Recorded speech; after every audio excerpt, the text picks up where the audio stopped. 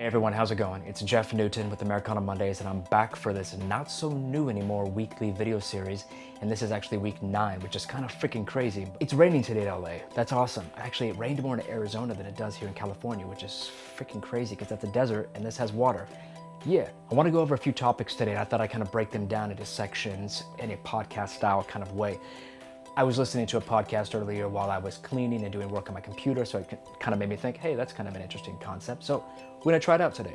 For the first part of it, I want to talk about something that's really freaking cool that I'm excited about. I know it's a long shot, but I just applied for the 2018 Adobe Creative Residency this past week.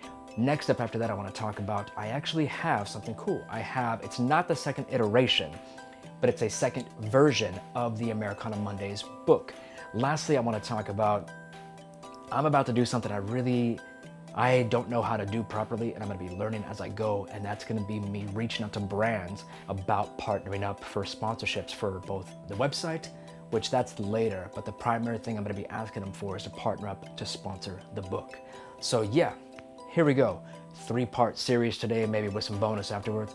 I don't freaking know. So part 1, the Adobe Creative Residency. Once a year, Adobe, who makes products like Photoshop, Lightroom, Premiere, basically every product that I use every single day for the past 2+ decades. Once a year, they have a program called the Adobe Creative Residency where they bring on maybe 6 or 7 different artists to work on a project for a year, fully funded by Adobe. You basically get the freedom to say, this is what I want to work on, this is my proposal, and if they bring you on, they partner up with you and they give you the tools needed to do that. They give you mentors, they give you, I'm not really 100% sure everything, but it looks amazing.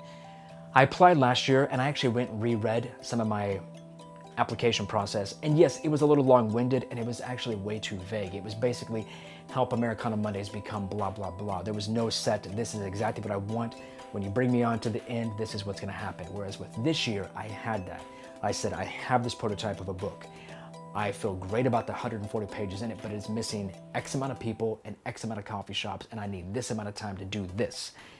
So it was great because I was able to be very concise about exactly what I wanted, and I even had my wife, who's way smarter than me, edit my proposal, and she helped me really make it sound smarter than I am, basically. I feel really good about it, but I also know it's a long shot. I know it's a freaking huge long shot.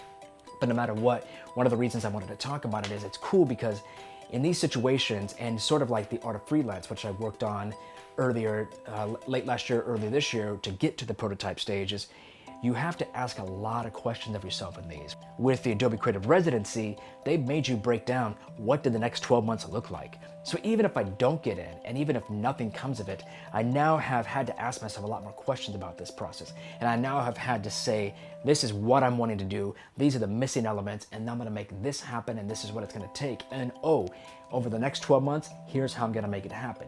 Now, of course, with Adobe funding and Adobe partnership, that would be more a reality. So maybe I have to go back and scale back a few things. But even if I can maintain 75% of that self-funded or who knows how, amazing. I think they let everybody know in April. So one of the April weekly videos, I'll either be really happy or really sad. So for part 2, I want to talk about the new version of the Americano Mondays book that I have. So this is not a second iteration per se. It's just an alternate version that I wanted to see. I went freaking big. Yeah, 12 by 12, looks like a record, looks like an old school record. So yes, I got a 12 by 12 square copy of the Americano Mondays book made. Now for this, because it was just about seeing how it would look in person, I just needed to see, do I like this? And thankfully I did, because even though it looks beautiful when it's really big, it's too big. It would not fit perfectly in a backpack. It would take up a lot of space on a table. And I just don't know if it would fit well within a bookshelf. I don't know. I'm rambling on it, but I'm glad I did it. It's not a direction I'm gonna move forward with. I'm glad I have this. It's kind of cool to see. Oh, and also, one other thing to talk about really quick is I also wanted to see a different cover option. I love the cover option I went with for the first version, but there were like 2 or 3 other images that were always cover options that I had sent out to a bunch of friends that I respect their opinion from, and I asked them, and we kind of all had, yes, no on a few different ones for certain different reasons. Some people liked other ones. So yeah, this was always a cover option. One of the critiques of this image, even though I love it and a lot of other people loved it, and it is so freaking beyond brand, it's a dude making coffee, it's latte art, it's coffee culture, is that it's almost a little too ubiquitous with a photo that you would see on Instagram every day. Whereas the photo that I chose for the first iteration of the woman in the coffee shop is a little more lifestyle. It's a little more about a story about somebody, and it tells a little bit more in one image what Americano Mondays is. It's portraiture, it's lifestyle, it's coffee culture, it's everything. This is definitely basically Instagram. It's cool, I dig it, I love the photo, I'm glad I saw it as an option. It's actually cool, I like it. I don't think I'm gonna move forward with this option as a cover, and I know that I'm not gonna move forward with the 12 by 12 as an option, but again, glad I did it. Sometimes you need to see things in person, hold it in your hands than just on a freaking computer screen to know yes or no. So now I know in my mind, okay, not moving forward with that. And for the last section of this, I guess, vlogcast, I don't know what you would call this. It's jokingly a podcast and a video series, who knows, whatever. But this is gonna be an interesting week because I need to learn how to start to approach brands and approach different companies and say, hey, I have this product, a book that I'm about to release that I would love to partner with you on to possibly sponsor.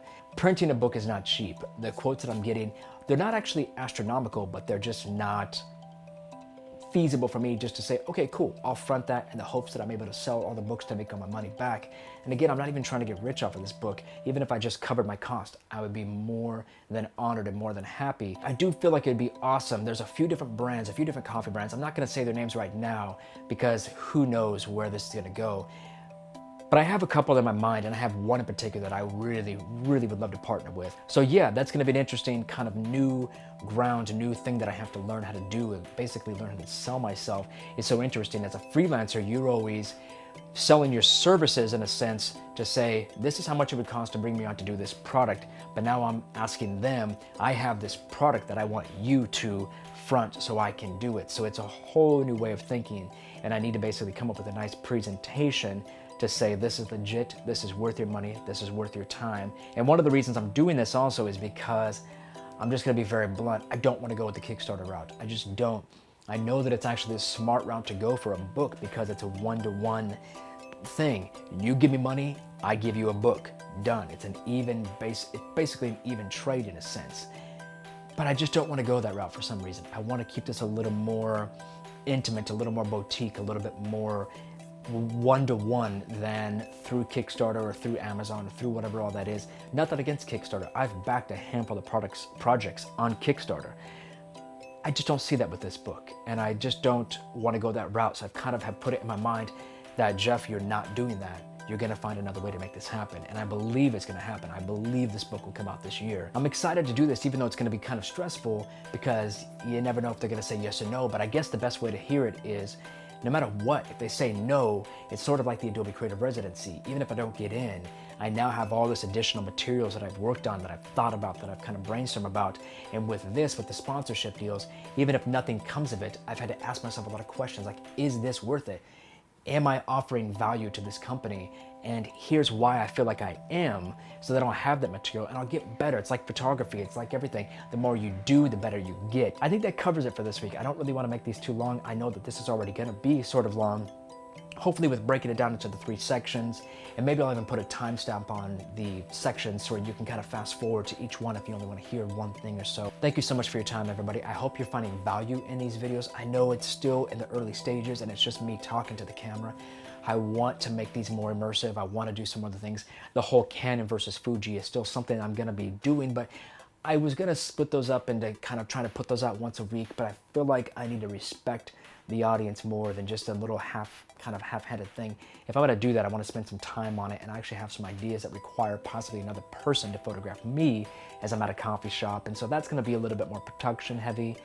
Maybe I'll try maybe do one of those once a month. I think that might be a more realistic goal. Yeah, so again, thank you so much. I really appreciate everybody who's taking their time to watch these. I'm taking on this freaking journey, even if it's just for myself, even if nobody watches these, there is this documentation of this process. So that's enough for this week. Again, thank you. I really appreciate everybody's time. All right, peace.